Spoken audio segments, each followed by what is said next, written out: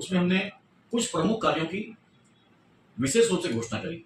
जैसे पहला कि सिंगल यूज प्लास्टिक की बात हम बहुत करते हैं, बहुत लोग जानते और मानते समझते हैं कि सिंगल यूज प्लास्टिक हर हालत में रोकनी चाहिए।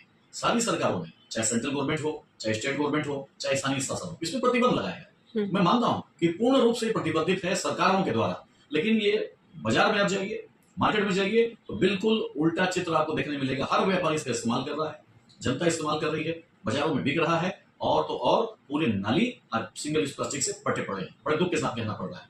इसके लिए हमने एक 16 पॉइंट का एक युद्ध नीति बनाया है, जैसे सेना युद्ध लड़ती है वैसे। उसका पहला पॉइंट है जो हम संकल्पित किए हैं कि 250 भवनों को, रायपुर शहर के 250 भवन, चाहे वो शासकीय भवन हो चाहे प्राइवेट भवन हो, जहां हजारों की संख्या में लोग आते हैं, खाते हैं, प्रोग्राम होते हैं, फंक्शन होते हैं, शादी ब्याह के कार्यक्रम होते हैं, सुख दुख के कार्यक्रम होते हैं, अगर इन भवनों को हम प्रतिबंधित करते हैं, अगर ये 250 भवन में सिंगल यूज प्लास्टिक बंद हो जाए तो लाखों की संख्या में एक साल में सिंगल यूज प्लास्टिक कटोरी गिलास निकलना बंद हो जाएगा।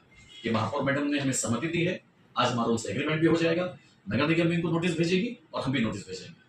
केवल ये योजना नहीं है, इसको हम 250 भवन तक जा रहे हैं और 250 सदस्य हमारे उन भवन का गार्जियन बन रहे हैं, जिम्मेदारी ले रहे हैं। जैसे मैंने जिम्मेदारी ली कि ब्राह्मणपारा के नजदीक में बूढ़ापारा में जो आनंद समाज वाचनालय है, इसके ऊपर में एक हमारा एक सामुदायिक भवन है, उस भवन में साल भर कोई भी सिंगल यूज प्लास्टिक का उपयोग ना हो। हम निवेदन कर रहे हैं कि जब भी भवन की बुकिंग हो उसके नीचे लिखा जाए अगर आप इस भवन का उपयोग कर रहे हैं तो सिंगल यूज प्लास्टिक इसका उपयोग नहीं होगा। दूसरा, 70 वार्ड है, हर वार्ड में औसत 30 सार्वजनिक नल ऐसे हैं इसमें टैब नहीं है, टोटियां नहीं है। अगर मैं उसको मल्टीप्लाई करूं तो लगभग 2100 से लेकर 2500 तक 2500 ऐसे नल हैं आज की तारीख में जिसमें बिना टोटी के पानी बहना है।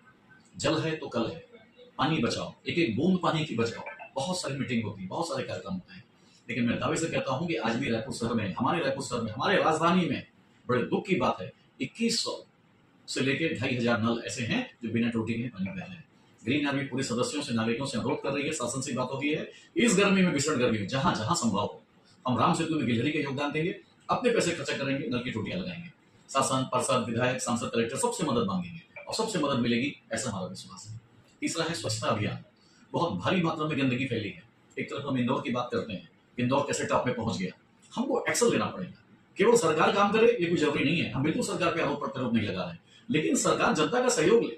हम जैसे जो एनजीओ है, बहुत सारे एनजीओ है जो काम करना चाहते हैं, अब इनकी मीटिंग बुलाइए, एक पूरी प्लानिंग होनी चाहिए, एक रणनीति बननी चाहिए, और रणनीति बनने के बाद स्टेप बाय स्टेप उसमें काम करें। इसी काम को ग्रीन आर्मी कर रही है।